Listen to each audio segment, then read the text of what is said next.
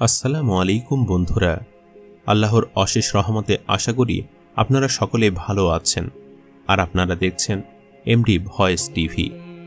বন্ধুরা, আজকের এই ভিডিওতে আমরা মা পাগল হযরত বায়েজিদ বোস্তামী রহমাতুল্লাহি আলাইয়ের মাতৃসেবার একটি বিস্ময়কর ঘটনা সম্পর্কে বলতে চলেছি, যা শুনে আপনি বিস্মিত হয়ে যাবেন। তাই ভিডিওটি একবারে শেষ পর্যন্ত দেখবেন। হযরত বায়েজিদ বোস্তামী রহমাতুল্লাহি আলাই ইরানের বোস্তাম শহরে জন্মগ্রহণ করেন। তার নাম শুনেনি এমন লোক খুব কমই আছেন। মায়ের সেবা করে তিনি অনন্য হয়ে আছেন ইতিহাসের পাতায়। হযরত বায়েজিদ বোস্তামী রহমাতুল্লাহি আলাইয়ের মা একদিন শয্যাশায়ী ছিলেন। তখন ছিল শীতকাল, তাই ঘরের দরজা খোলা থাকায় ঠান্ডা বাতাস ভেতরে আসছিল। তাই বায়েজিদ বোস্তামী রহমাতুল্লাহি আলাইয়ের মা তাকে বললেন, হে আমার পুত্র, বাহিরে প্রচণ্ড ঠান্ডা, তাই দরজার একটি কপাট বন্ধ দাও, যাতে বাহিরে ঠান্ডা বাতাস ভেতরে আসতে না পারে।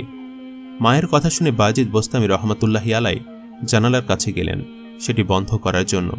কিন্তু বায়েজিদ বোস্তামী রহমাতুল্লাহি আলাই মাকে জিজ্ঞেস করতে ভুলে গেছেন যে জানাজার কোন পাশের কপাটটি বন্ধ করবেন, ডান পাশের কপাট নাকি বাম পাশের।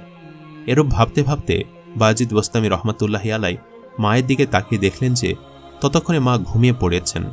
বায়েজিদ বোস্তামী রহমাতুল্লাহি আলাই মনে করলেন এ অবস্থায় মাকে ঘুম ভাঙিয়ে জিজ্ঞাসা করলে তার কষ্ট হবে, তাই ঘুম না ভাঙিয়ে কিছুক্ষণ এক পাশের কপাট খোলা রেখে আরেক পাশের কপাট বন্ধ রাখেন, আবার কিছুক্ষণ অন্য পাশের কপাট খোলা রেখে অপর পাশেরটি বন্ধ রাখেন।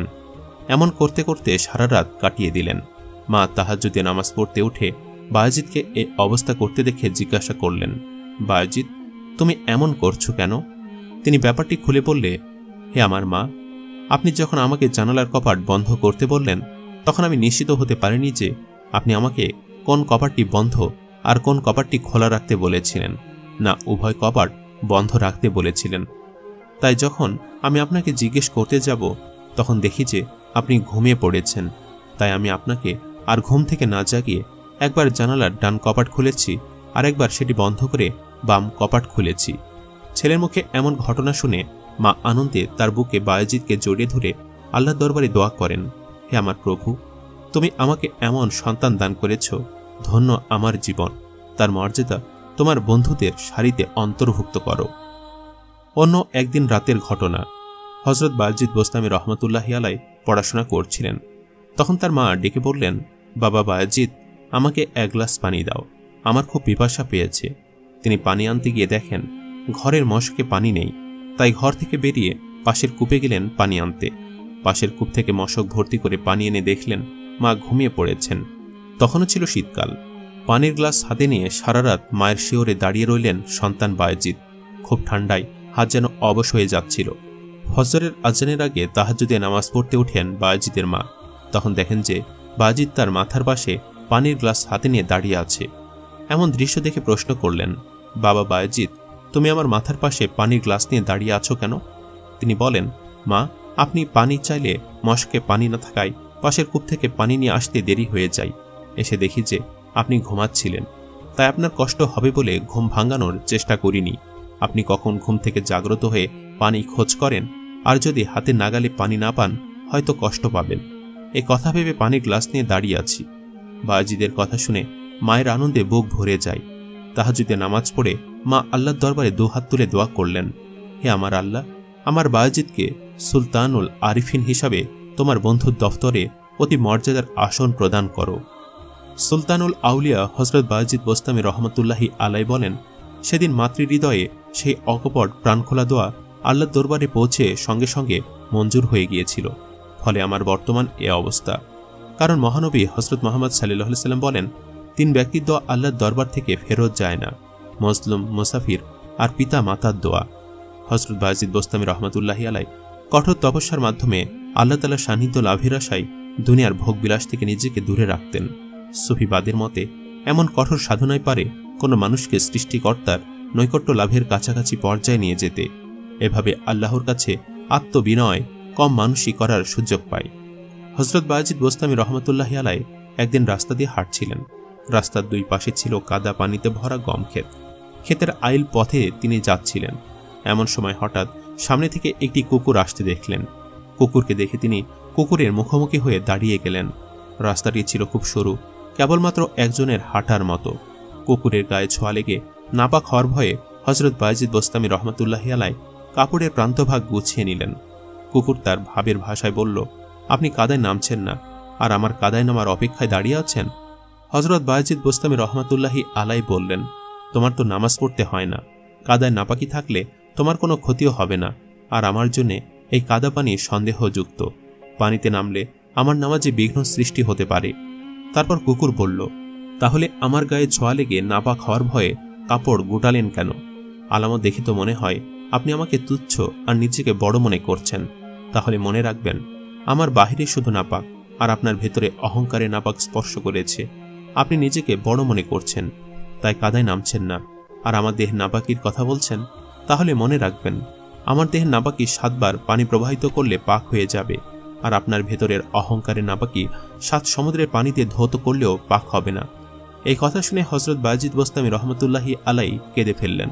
বললেন, তোমাকে তুচ্ছ মনে করছি না, আমরা দুজনই একই আল্লাহর সৃষ্টি। এখন তোমার বাহির নাপাক আর আমার ভেতর নাপাক হয়েছে, এসো তাহলে আমরা বন্ধু হই। কুকুর বলল, আপনার সাথে আমার বন্ধুত্ব কিসের?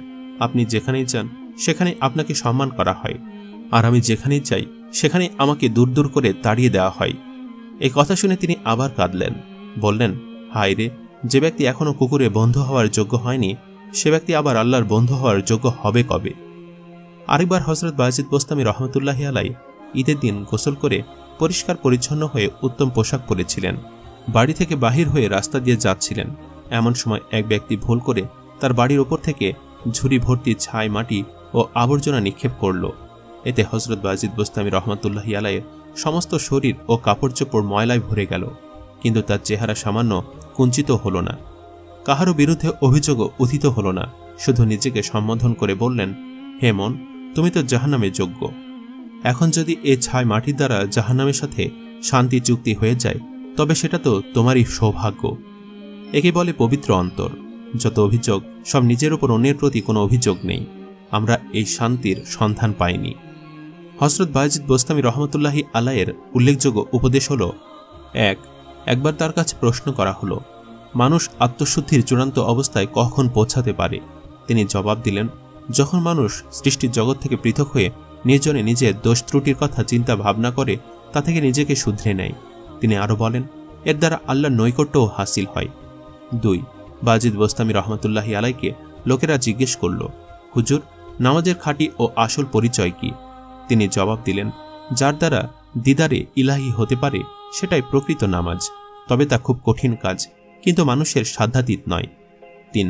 বায়েজিদ বোস্তামী রহমাতুল্লাহি আলাইহি বলতেন, আমি দুনিয়া পরিত্যাগ করে সম্পূর্ণ একাকী অবস্থায় বলতে লাগলাম, হে মাবুদ, তুমি ছাড়া আমার আর কেউ নেই, তবে তুমি যখন আমার আছো, আমার সব কিছুই আছে। আল্লাহ তাআলার মেহেরবানির ফলে আমার মানসিক অবস্থাও অনুভূতির পরিবর্তন ঘটল।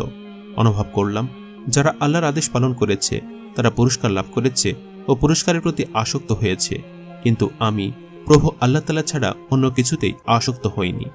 4. আমি ভেবে দেখলাম যে আমার শাস্তি পাওয়ার মূল হেতু কোন বস্তু। দেখা গেল গাফিলতি বা আলস্য ছাড়া আর কিছু নয়। পরে তিনি বললেন, মানুষের সামান্য গাফিলতি দোজখের আগুনের কারণ হবে, অতএব সাবধান হও। 5. হযরত বায়েজিদ বোস্তামী রহমাতুল্লাহি আলাইহি বেশি বেশি আল্লাহর জিকিরে মগ্ন থাকতেন। তারপরও বলতেন, ওহে মাবুদ, সারা জীবন আমি আপনার নাম স্মরণ করেছি একান্ত উদাসীনভাবে। আমি এক চরম অকৃতজ্ঞ। জানি না আপনার সাথে আমি সাক্ষাতের যোগ্য বলে বিবেচিত হব কিনা। তিনি মানুষকে বেশি বেশি জিকিরের প্রতি তাগাদা দিতেন।